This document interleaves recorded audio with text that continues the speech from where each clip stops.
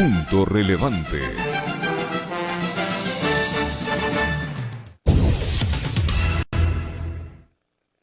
El Servicio para Rehabilitación Social, SNAI, confirmó que se registraron 13 nuevas víctimas mortales por los amotinamientos registrados este martes 23 de febrero.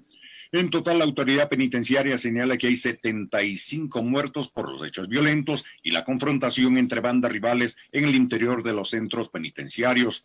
Este nuevo registro de víctimas se constató luego de la conferencia de prensa que dio el titular de Rehabilitación, Edmundo Moncayo, a las 16:30.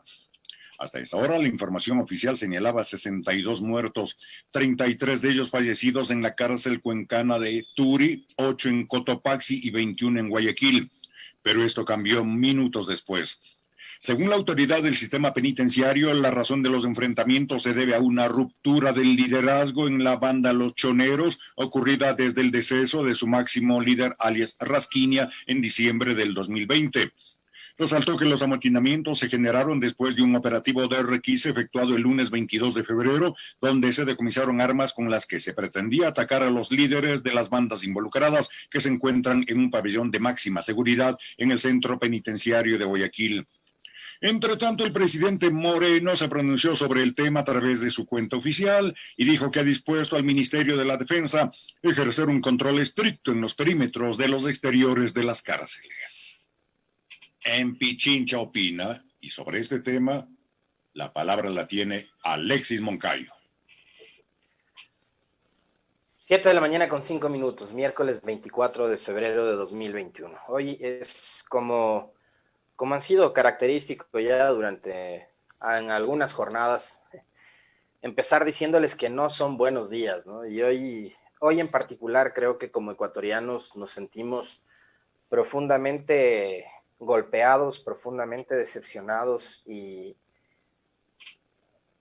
creo que existe en el ambiente definitivamente un sentimiento de desesperanza que creo que a ratos termina por vencernos a los ecuatorianos. Ayer, de verdad les digo, yo veía cada imagen que veía de lo que estaba sucediendo en estos 3 centros penitenciarios, que además no soy precisamente de los que suele compartir o de los que está a favor de compartir el tipo de imágenes que llegaban a través de distintos chats de lo que sucedía ayer en las cárceles, pero viendo esas imágenes no podía sentir otra cosa que no sea desconsuelo, desesperanza, desesperación. O sea, creo que ayer, a pesar de que ya en algunas ocasiones nos habíamos planteado esa posibilidad, creo que ayer como sociedad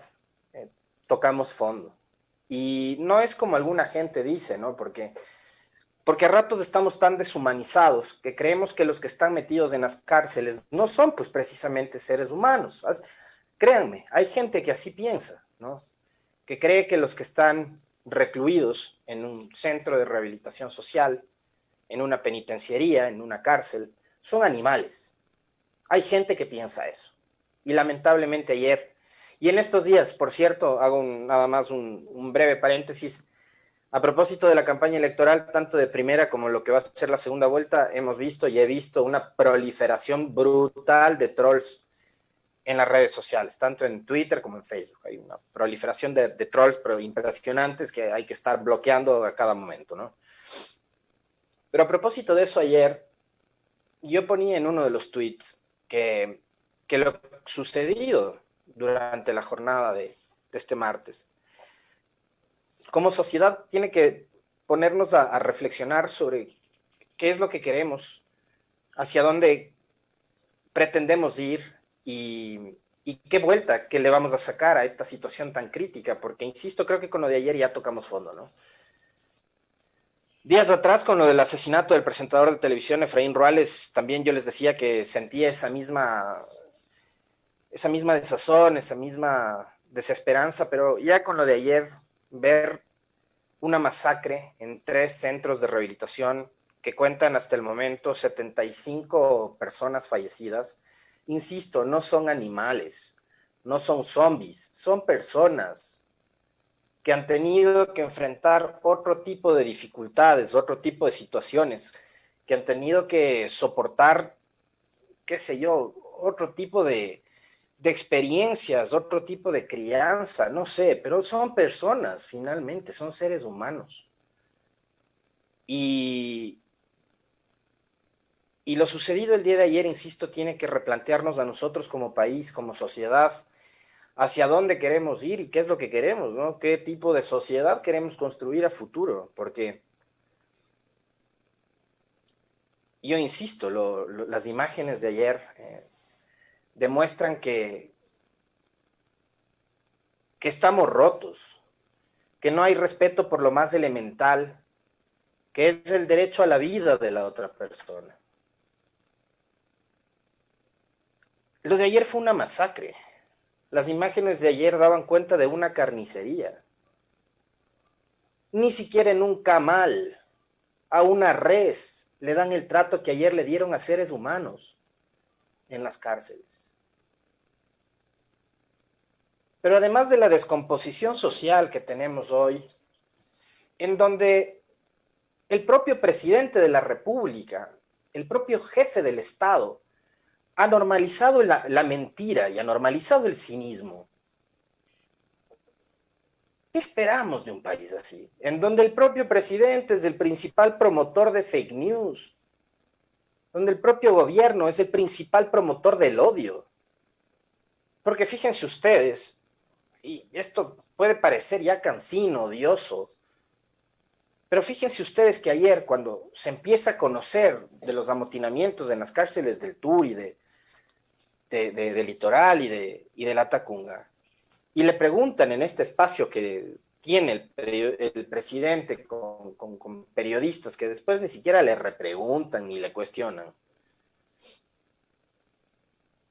Y lo primero que dice es que puede ser que el correísmo sea el que ha ocasionado este amotinamiento, porque lo mismo hicieron en octubre, y después de lo de octubre, como fueron ellos los que provocaron esto y contrataron delincuentes, tienen gente en las cárceles, o sea, con una irresponsabilidad propia del cinismo de Moreno, propia del cinismo de un tipo que gobierna un país que está deseoso de tener un programa de vacunación, pero el hombre se sienta a ver reality shows y se pone a tuitear sobre los reality shows, ya, propia de ese sujeto, de ese cinismo de este sujeto, con una irresponsabilidad grosera, responsabiliza al correísmo del amotinamiento ocurrido ayer en las cárceles. Es que en serio a mí no me cabe, y pueden decir lo que les dé la gana, porque además de esta semana la discusión en algunos medios de comunicación y en algunos foros he visto por ahí, me han contado también, mientras no tenemos vacunas y mientras se matan en las cárceles, la discusión es que si el Alexis Moncayo es o no es correísta. De eso se han pasado discutiendo un par de periodistas desubicados, haciendo además publicaciones ridículas de prensa rosa. Mientras la gente se está matando en las cárceles, mientras no tenemos vacunas. Asimismo, como ahora estoy cuestionando esta actitud irresponsable de Moreno, de echar la culpa a un grupo político de lo que sucede en las cárceles. La misma crítica hice días atrás, cuando el señor Yacu Pérez, también de forma irresponsable, llamó a Guillermo Lasso y a su grupo político de delincuencia organizada, sin ningún tipo de prueba. Pero como hemos banalizado absolutamente todo en este país, y como yo puedo salir mañana, y si a alguno de ustedes les veo que se han comprado un auto nuevo, yo, como soy un sinvergüenza como ellos, les voy a acusar a ustedes de ser narcotraficantes, porque esa es la única explicación que yo le encuentro a que ustedes se compren un auto nuevo, porque son narcos, sin pruebas, sin ningún tipo de justificación, simplemente porque me caen mal, porque soy envidioso, porque soy egoísta, porque tienes un auto nuevo, voy a decir que eres narco. O sea, esa es la forma en la que nos han gobernado, 3, 4 años, viviendo lo peor que nos pudo haber pasado. Y ayer Moreno dijo semejante barbaridad. Dijo que el correísmo era el que estaba detrás del amotinamiento. Después, en horas de la tarde, nervioso, muy nervioso, Edmundo Moncayo en una rueda de prensa que es terrible. Si es que no la vieron, véanla. O sea, lo del señor Moncayo frente a la SNAI es tenaz. O sea, ¿cómo una persona así puede estar al frente del sistema de rehabilitación social? Pero antes de ir a lo de Moncayo, hay que recordar un episodio, varios episodios. Y hay que tener en cuenta el origen de este problema. El origen de este problema es este programa de ajustes agresivos que ha llevado adelante el gobierno de Lenín Moreno, impuestos por el Fondo Monetario Internacional, entre otros multilaterales, ¿no? Hay que reducir al máximo el gasto estatal. Parte de ese gasto estatal, obviamente, es la inversión que se debe hacer en materia de seguridad para la rehabilitación social. ¿Qué pasó entonces? Que el gobierno de Lenín Moreno eliminó, por ejemplo, el Ministerio Coordinador de Seguridad. Recordarán ustedes que había un modelo de 6 ministerios coordinadores por áreas, ¿no? El coordinador de la política económica, coordinador de seguridad, coordinador de patrimonio, etcétera, etcétera, etcétera. Uno de esos ministerios que eliminó es el coordinador de seguridad. Posterior a eso, eliminó el Ministerio de Justicia, que era el encargado de la rectoría de la política pública en materia de rehabilitación social. ¿Qué implicó eso? Que reduzcan agresivamente los presupuestos y que se despidan entre tantos funcionarios públicos a guías penitenciarios. Hoy el Ecuador tiene un déficit enorme, gigantesco, de guías penitenciarios. Entonces, las cárceles están a la buena de Dios. No hay guías penitenciarios. Y comete otro error grosero del cual vamos a hablar con uno de nuestros invitados del día de hoy en las entrevistas, que fue, para cumplir el capricho de la señora María Paula Romo, que quiso convertirse en la que manejaba todo lo político, la señora no solo quiso hacerse cargo de la Secretaría de la Política, sino que quería ser la premier del Estado, quería ser la ministra de Gobierno. Entonces, lo que hizo Moreno para cumplir el capricho de María Paula Romo fue fusionar la Secretaría de la Política con el Ministerio del Interior.